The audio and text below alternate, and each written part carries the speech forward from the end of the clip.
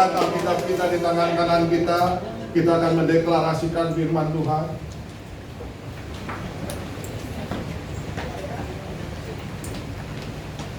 Pada hitungan yang ketiga ya, kita angkat Alkitab kita.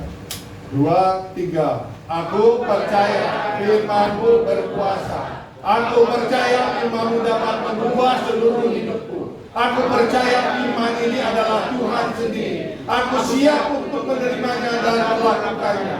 Dalam nama Yesus. Haleluya. Amin. Silakan duduk Bapak Ibu Saudara. Shalom. Shalom. Masih semangat? Jangan ngantuk ya. Ya. Sebelum saya menyampaikan firman Tuhan, ada beberapa pengumuman yang harus saya katakan, yaitu tadi di pengumuman ini sudah disampaikan. Pertama, tanggal 15 di tempat ini tidak ada ibadah, ya baik ibadah 1, ibadah 2 tidak ada. Tanggal 15 minggu ketiga ya, 15 Desember, karena kita akan ibadah di Anyer ya. Bagi yang sudah mendaftar, siap-siap, dan kalau yang mau pakai kendaraan umum atau kendaraan pribadi silakan nanti menghubungi Pak Yanto ya untuk mengkoordinirnya. Mana Pak Yanto? Oh, ada di belakang itu, ada di belakang ya. Nanti boleh mendaftarkan untuk saya mau naik angkutan umum atau saya mau bawa mobil pribadi biar nanti dikoordinir oleh Pak Yanto. Tanggal 15 kita tidak ada ibadah di tempat ini. Tolong Bapak Ibu yang hadir siang hari ini, kalau ada temennya atau saudaranya yang tidak hadir siang hari ini, tolong dikasih tahu. Terus tanggal 22 minggu keempat kita ibadah seperti biasa. Ibadah pertama, ibadah kedua ya, seperti biasa. Tanggal 25 Desember kita ada ibadah di tempat ini 1 kali ibadah, yaitu jam 10 pagi. Tanggal 25 Desember bagi Bapak Ibu yang tidak berlibur atau tidak pergi ke luar kota, yuk sama-sama kita beribadah di tempat ini jam 10 pagi ya, 1 kali ibadah. Untuk tanggal 29 minggu ke-5 kita juga ibadah cuma 1 kali ya, yaitu jam 10 pagi ya. Kali lagi tanggal 15 Desember minggu ketiga tidak ada ibadah, kita ibadah di Anyer. Tanggal 22 kita ibadah seperti biasa. Hari Rabu tanggal 25 Desember kita ada ibadah 1 kali di tempat ini jam 10. Dan minggu kelima tanggal 29 kita ibadah juga 1 kali, yaitu yang jam 10 pagi. Kita akan masuk di dalam khotbah siang hari ini. Boleh PowerPoint-nya dikeluarkan. Masih kita ada dalam serial Walking with God, berjalan bersama dengan Tuhan, di mana ayat emasnya yaitu Amos 3 ayat yang ke-3. Berjalankah 2 orang kalau tidak berjanji? Berjalankah 2 orang kalau tidak ada kesepakatan atau tidak ada kesatuan hati? Tentunya tidak bisa. Oleh karena itu, kalau kita mau berjalan dengan Tuhan, kita harus sama-sama membuat janji. Kita harus sama-sama sepakat dulu ya. Kemarin kita meeting hari Kamis bersama dengan pekerja dan aktivis. Saya juga membuat kesepakatan bersama ya. Kita sama-sama satu pemikiran, kita sama-sama satu hati. Kita melayani di tempat ini untuk membangun kerajaan Allah di tempat ini. Kita sama-sama sepakat satu hati, kita mau menjadi pendamai-pendamai di gereja ini. Dan saya juga siang hari ini mengajak semua jemaat juga untuk sama-sama sepakat ya, kita menjadi pendamai-pendamai di gereja ini. Kenapa? Karena kalau kita berdamai, tentunya kita akan memiliki kerukunan ya. Dan firman Tuhan katakan, setiap kita yang rukun, kesanalah Tuhan memerintahkan berkat-berkatnya. Amin. Saudara mau diberkati oleh Tuhan? Amin. Kalau mau, colek kiri kanannya, hidup rukun, menjadi pendamai. Amin. Amin ya. Amin. Nah, Judul khotbah siang hari ini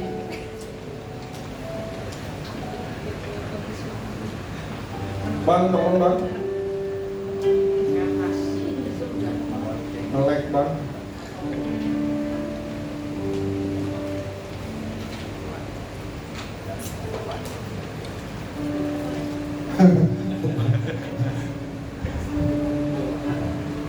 Harus sama Pak Suryo kali.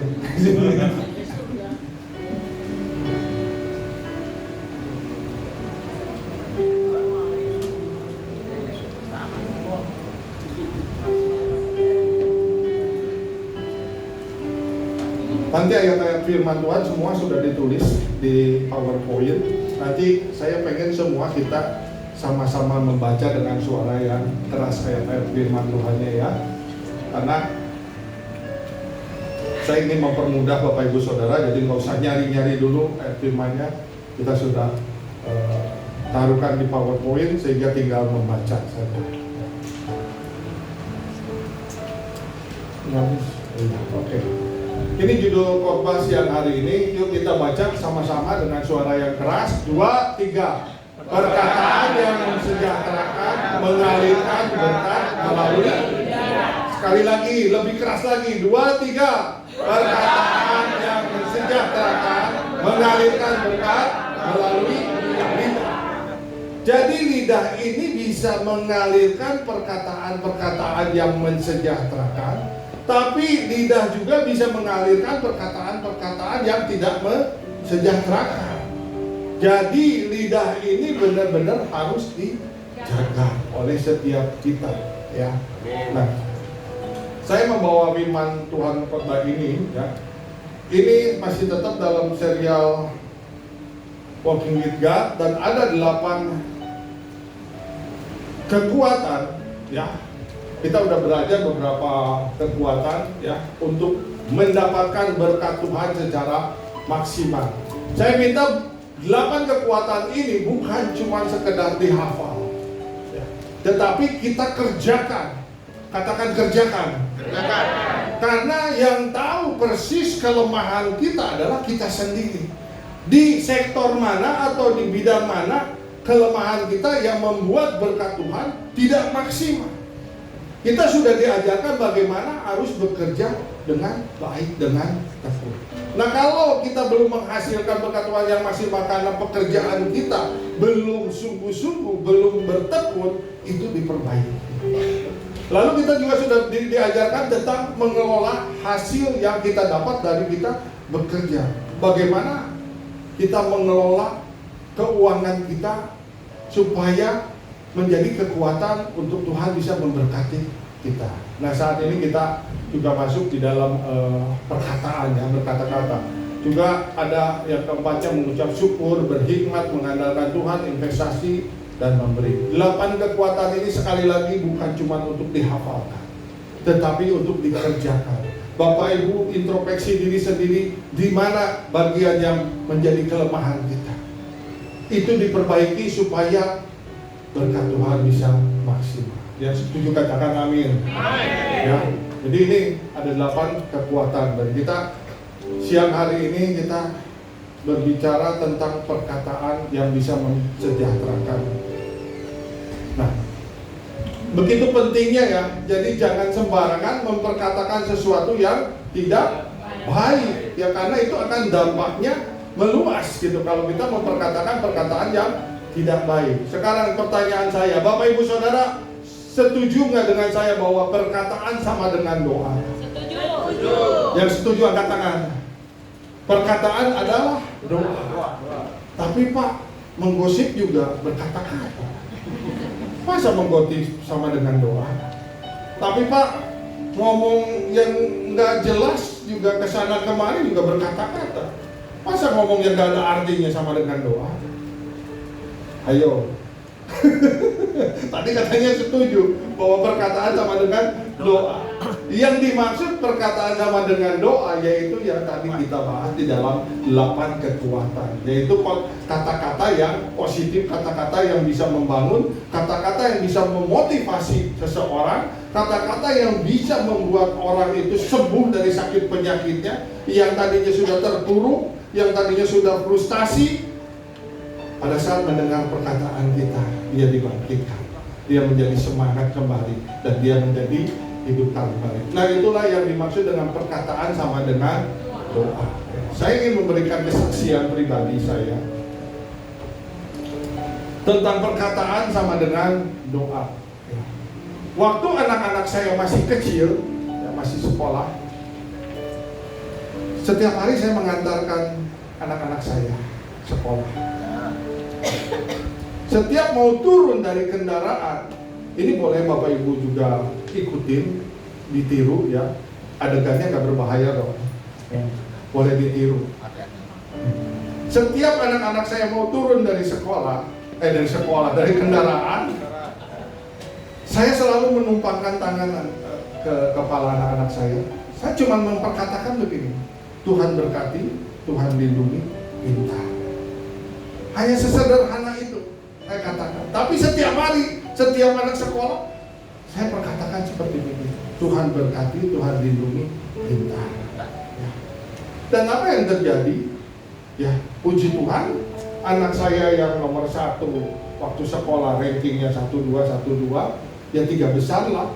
Terus juga dia di bidang olahraga juga dia berprestasi, di bidang musik berprestasi, juga mewarna juga dia bagus, mewarnanya berprestasi. Ya. Anak yang nomor 2 juga ya lumayan juga gitu ya, 5 besar lah sekolahnya, ya paling meleset 10 besar, tapi masih ke dalam kategori boleh dikatakan pintar. Ya.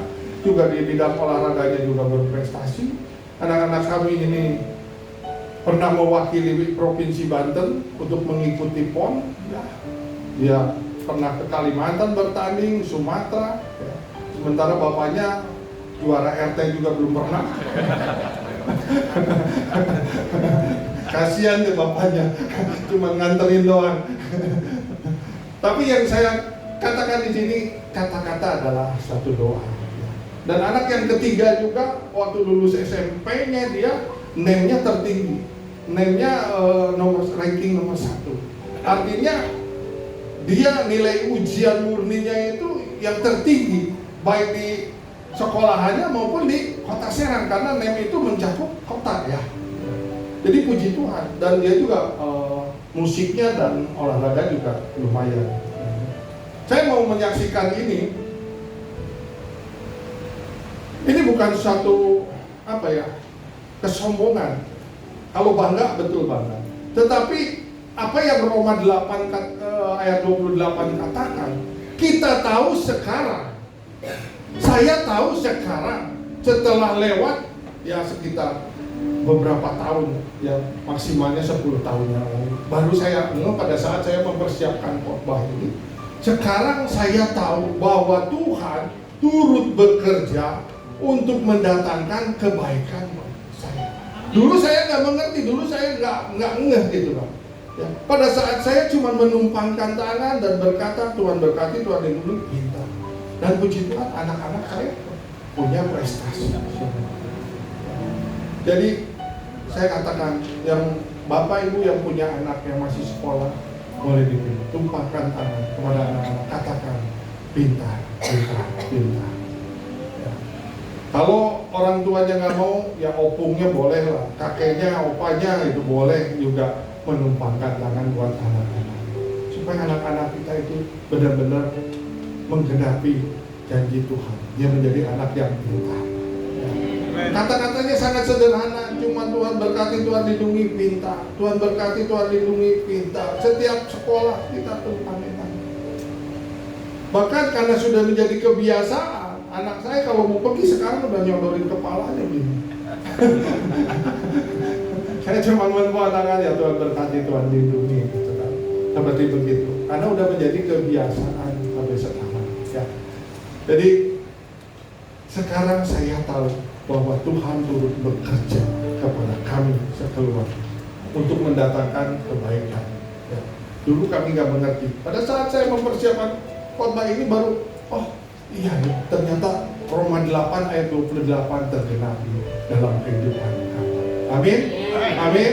Ya, jadi perkatakan sesuatu yang positif, perkatakan perkataan yang baik, itu adalah sama dengan doa buat kita semua. Ya. Baik kita bukan cuma hanya pada anak-anak di sekolah, pada diri kita sendiri juga. Ya. Itu perkatakan yang baik. Ya, kita kalau misalnya dalam pekerjaan kita masih dalam kondisi kurang bagus, jangan berkatakan kurang bagus, tapi perkatakan yang bagus. Jangan sekali-kali mengatakan dasar anak bodoh, dasar anak yang kurang ajar, jangan. Ya. Tapi perkatakan perkataan yang positif. Karena tadi judul khotbahnya ya, perkataan bisa membuat orang mendapatkan kesejahteraan. Perkataan yang baik bisa membuat orang terbangun, termotivasi, diberikan kesemangatan kembali.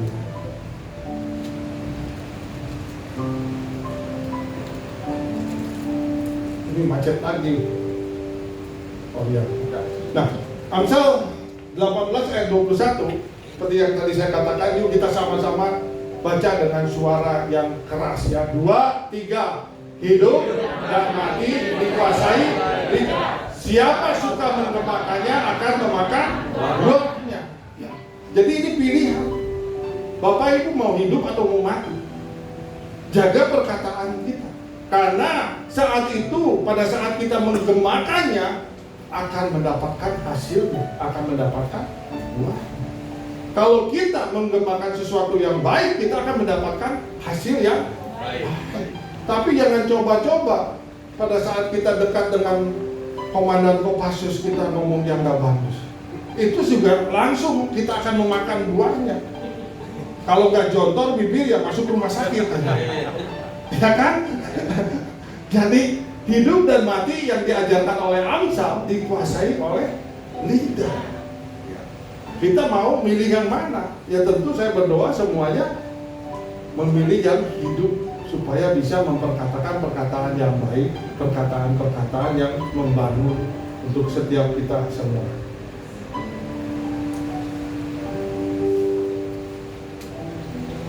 Bang, balik lagi Bang. Next Bang. Lidah itu seperti baling-baling kapal, walaupun kecil tapi dapat menggerakkan kapal yang besar. Baling-baling itu kecil, atau apa sih namanya yang di belakang kapal itu, yang pokoknya buat alat kemudinya ya gitu, yang bisa bikin maju belok kiri kanan gitu. Kalau kita lihat di Merak itu kapal feri itu begitu besar. Kalau dibandingkan dengan penggeraknya atau di baling-balingnya itu jauh sekali ya, mungkin bisa ratusan kali dibandingkan dengan bodinya. Tapi dengan baling-baling yang kecil itu kapal yang begitu besar bisa digerakkan. Begitu juga lidah itu seperti api, dapat membakar hutan yang luas. Hutan yang berhektar-hektar bisa terbakar gara-gara ada orang yang sembarangan buang puntung rokok.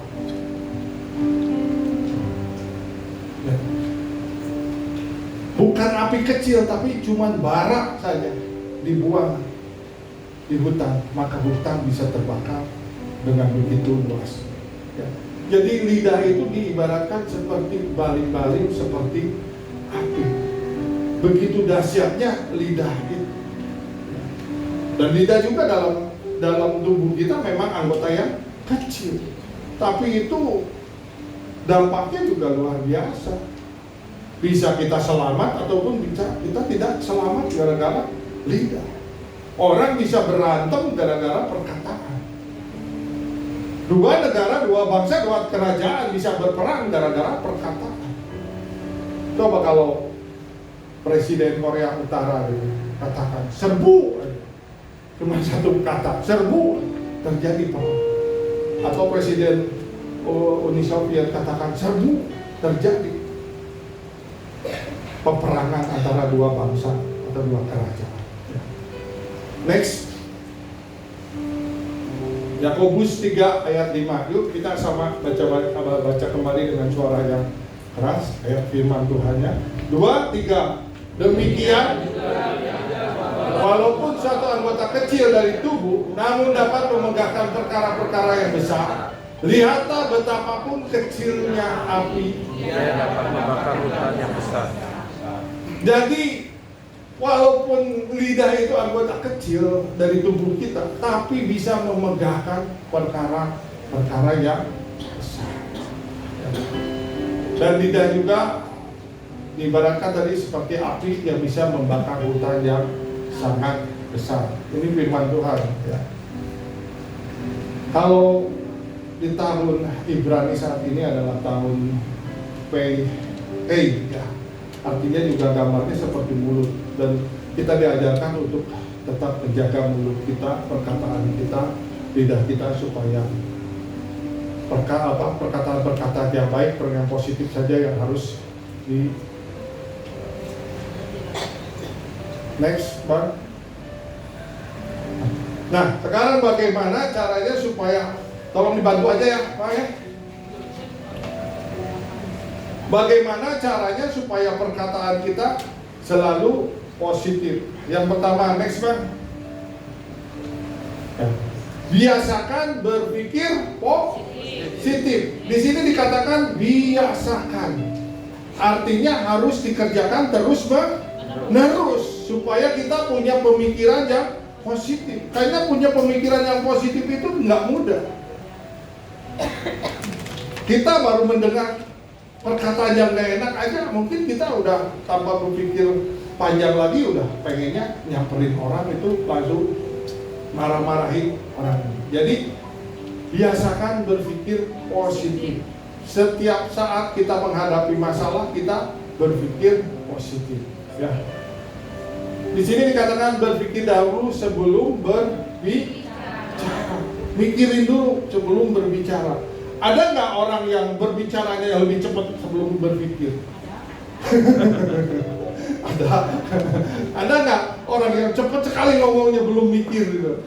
Ada ya. Makanya ada perkataan berpikir dahulu sebelum berbicara. Karena perkataan ini yang bisa membuat kita mati ataupun hidup, gitu kan? Jadi ada orang yang terlalu cepat ngomongnya tanpa berpikir dulu. Udah pelak-pelak, tahu-tahu ada kejadian, ternyata salah berbicara. Jadi harus berpikir dahulu sebelum berbicara dan biasakan berpikir positif. Yang kedua, lanjut teks. Nah, ada contoh di dalam firman Tuhan di dalam 2 Samuel 16 ayat 5 dan ke 10. Ini bercerita tentang Raja Daud. Kita tahu bahwa Raja Daud adalah raja yang besar, raja yang diurapi Tuhan, raja yang dikatakan dia mengalahkan musuhnya berlaksa. Artinya ini raja yang sangat luar biasa dipakai oleh Tuhan ya. Tapi diceritakan di dalam 2 Samuel 16 ayat 5-10, judul perikopnya adalah Simei mengutuki Daud. Kita akan belajar bagaimana respon seorang raja yang besar terhadap apa yang diperkatakan oleh Simei. Nah, sebelum masuk ke ayat ini, saya mau menceritakan bahwa Daud ini meninggalkan singgasananya, meninggalkan istananya karena anaknya Absalom yang memberontak. Dan saya percaya bahwa Daud meninggalkan itu bukan karena kalah. Kalau Daud mau melawan Absalom, mungkin gak perlu meninggalkan istananya. Tapi karena seorang ayah mungkin enggak mau ribut dengan anaknya, akhirnya ya sudah diserahkan istana. Pada saat mengungsi, di ayat 5 dikatakan, ketika Raja Daud telah sampai ke Bahurim, keluarlah dari sana seorang dari kaum keluarga Saul, ia bernama Simei bin Gera. Sambil mendekati raja, ia menerus mengutuk Daud dan semua pegawai Raja Daud. Dilemparinya dengan batu, walaupun segenap tentara dan semua pahlawan berjalan di kiri kanannya. Simei ini adalah kaum keluarga Saul. Dulunya mungkin dia hidupnya enak di lingkungan kerajaan ya. Dulu Saul waktu masih raja, saya percaya Simei ini menjadi hidupnya enak sekali. Mau apa aja ada, tinggal merintah, tinggal ini. Tapi pada saat Saul jatuh, ya, dia merasa sakit hati. Dia merasa bahwa ini adalah ulah daripada Daud. Padahal tidak tahu bahwa Saul mati bukan karena Daud. Dia mengutuki, bahkan dia melempari batu kepada Daud dan rombongannya. Padahal di situ ada tentara dan semua pahlawan berjalan di kiri kanan. Ayat ke-7, beginilah perkataan Simei pada waktu ia mengutuk, nyala engkau penumpah darah orang Dursia. Daud memang penumpah darah karena dia berperang terus. Tapi kalau orang Dursila mungkin dia enggak. Tapi si Simei ini karena sakit hati, ya, karena dia sudah kepahitan sesuatu yang nyaman direbut oleh Daud, maka dia mengatakan sumpah serapah yang seperti nyala engkau penumpah darah orang Dursila. Ayat ke-8, Tuhan telah membalas kepadamu, ini masih omongan si Simei kepada Daud. Tuhan telah membalas kepadamu segala darah keluarga Saul yang engkau gantikan menjadi raja. Tuhan telah menyerahkan kedudukan raja kepada anakmu Absalom. Sesungguhnya engkau sekarang dirundung malang karena engkau seorang penumpah darah. Ini masih terus-menerus dilakukan oleh Simei untuk memuaskan hatinya dengan berkata-kata yang tak bagus, dengan mengutuki Raja Daud. Dia mengatakan, kalau bahasa sederhananya, syukurin loh, anaknya udah merebut kerajaan. Syukurin, sekarang kamu harus keluar dari istana, harus keluar dari singgasana. Orang yang beserta dengan Daud, dia nggak tahan mendengar perkataan dari Simei. Di ayat 9 dikatakan, lalu berkatalah Abisai anak Zeruya kepada raja, mengapa anjing mati ini mengutuki tuanku raja? Izinkanlah aku menyeberang dan memenggal kepala. Pertanyaan saya, kalau Abisai diizinkan untuk memenggal kepala Simei, mudah apa enggak? Sangat mudah, karena dia seorang pahlawan, dia sudah biasa berperang. Kalau untuk menebas kepalanya sudah gampang sekali. Apalagi kita percaya bahwa Simei itu dulu adalah hidup di lingkungan kerajaan, serba ada, serba enak. Mungkin dia tidak akan pernah berlatih berperang, tidak berlatih bela diri. Jadi untuk memenggal kepalanya buat Abisai ini sangat mudah sekali. Amin, Bapak Ibu? Amin. Jadi mudah sekali. Tapi apa respon? Nah, ini kita sekarang belajar di ayat yang ke-10. Respon dari seorang raja yang besar, raja yang hebat, ya, raja yang diurapi oleh Tuhan. Tetapi kata raja, apakah urusanku dengan kamu, hai anak-anak Zeruya? Biarlah ia mengutuk, sebab apabila Tuhan berfirman kepadanya, kutukilah Daud, siapakah yang akan bertanya, mengapa kau berbuat demikian? Ini respon dari seorang raja. Dia punya pemikiran yang positif. Dan saya percaya Raja Daud sudah terbiasa dengan positif thinking, ya. Makanya dia katakan, kalau apabila Tuhan berfirman kepadanya, kutukilah Daud, siapakah yang akan bertanya?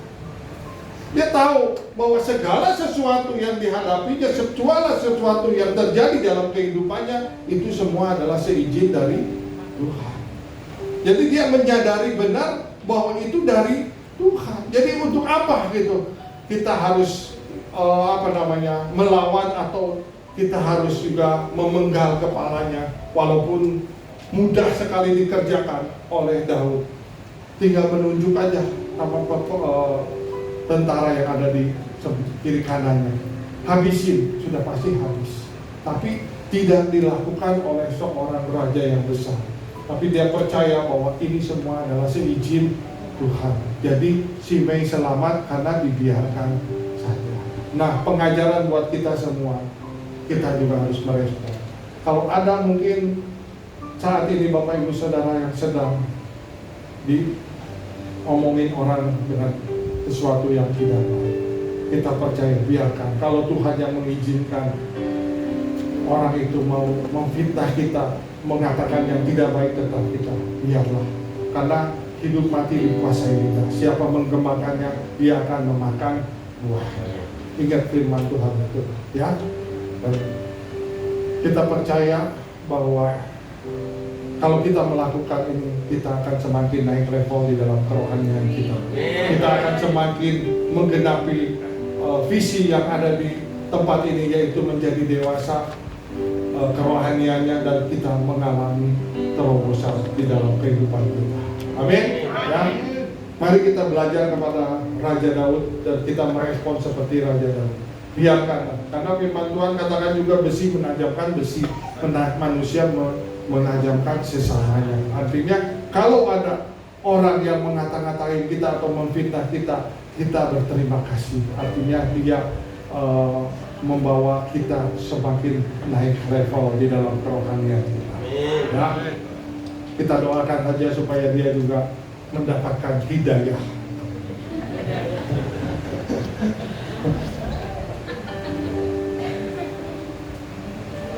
Nah, yang kedua, untuk kita bisa mendapatkan sesuatu yang positif, yang kedua, berkata yang bijak supaya menjadi kembali kebiasaan. Semua harus dilatih. Kebiasaan untuk berpikir positif, kebiasaan dengan berkata-kata bijak. Ya. Ingat, dengan kata-kata bijak kita bisa membangun seseorang. Dengan kata-kata bijak kita bisa memotivasi seseorang. Dengan kata-kata bijak kita bisa menyembuhkan sakit penyakit seseorang. Dengan kata-kata bijak kita juga bisa membuat orang itu mendapatkan kasih karunia. Yuk kita baca firman Tuhan di dalam Efesus 4 ayat yang ke-29. 2-3 dengan suara keras. Janganlah ada perkataan kotor keluar dari mulutmu, tetapi pakailah perkataan yang baik untuk membangun, di mana perlu, supaya mereka yang mendengar beroleh kasih. Katakan amin. Ya. Jangan ada perkataan yang kotor keluar dari mulut kita, tetapi pakailah perkataan yang baik untuk membangun, di mana perlu, supaya mereka yang mendengar beroleh kasih karunia. Ya. Pakai perkataan kita untuk membangun. Katakan membangun. Coret kiri kanannya, katakan membangun. Membangun, ya. Perkataan kita harus membangun, ya, bukan membunuh. Bukan mematikan. Ya, perkataan kita harus membangun, ya. Nah, yang ketiga, caranya supaya perkataan kita selalu positif. Yang ketiga, kembali. Bosan banget Pak, baca firman lagi, disuruh baca firman. Ya ini karena memang fondasi orang Kristen. Ini basicnya kita baca firman. Mau nggak mau, suka nggak suka, kalau kita mau menjadi pengikut Kristus ya baca firman setiap hari, supaya pada saat kita baca terus firman Tuhan, perkataan kita yang keluar juga adalah firman Tuhan, bukan perkataan-perkataan yang aneh-aneh, tapi perkataan firman Tuhan, karena firman Tuhan dapat mengubah segala sesuatu. Saudara percaya bahwa firman Tuhan dapat mengubah segala sesuatu? Karena segala sesuatunya di firman Tuhan sudah lengkap, sudah ada semua. Apa yang dibutuhkan oleh Bapak Ibu Saudara ada. Kalau kita tidak membaca firman Tuhan, dari mana kita bisa tahu apa yang menjadi kebutuhan kita? Pendeta nggak tahu kebutuhan Bapak Ibu Saudara. Yang tahu kebutuhan Bapak Ibu Saudara adalah diri kita sendiri. Makanya baca firman setiap hari, supaya perkataan yang keluar itu juga semuanya adalah firman Tuhan yang membangun, yang dapat mengubah segala sesuatu. Amin. Amin.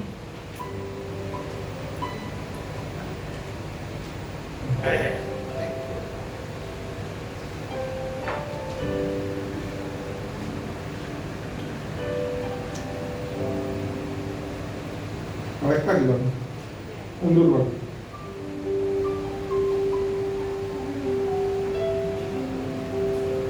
Mundur Bang. Terus Bang. Nah, Oke. Jadi perkatakanlah yang baik supaya terjadi dalam kehidupan. Saya percaya Bapak Ibu juga ke depan akan punya kesaksian untuk mempermuliakan nama Tuhan dengan memperkatakan yang baik kepada keluarga, kepada anak-anak, kepada pasangan kita. Ya, saya berdoa bahwa ke depan Bapak Ibu juga mengalami pengalaman pribadi bersama Tuhan, ya, sehingga boleh menjadi kesaksian buat orang-orang, dan kesaksian itulah yang akan membangun setiap kita yang mendengarkannya. Amin. Ya.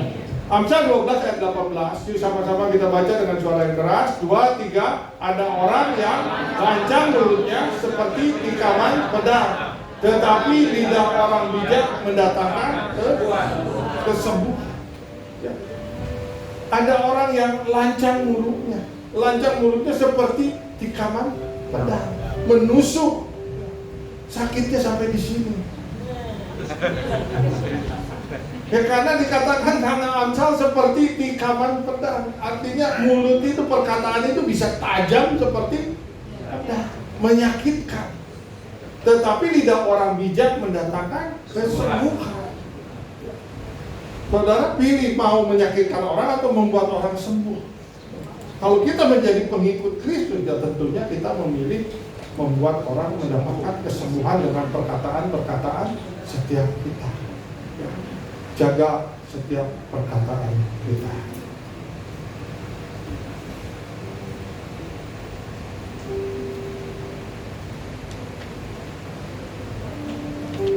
Baca lagi Yesaya 50 ayat yang keempat.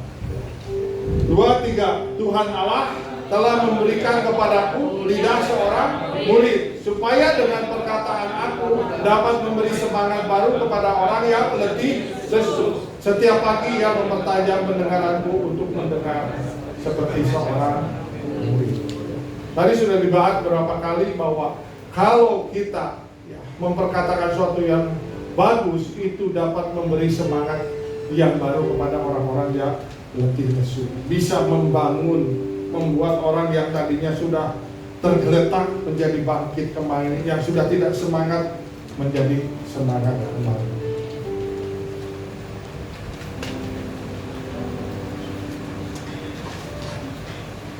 Oh, mundur ini Pak.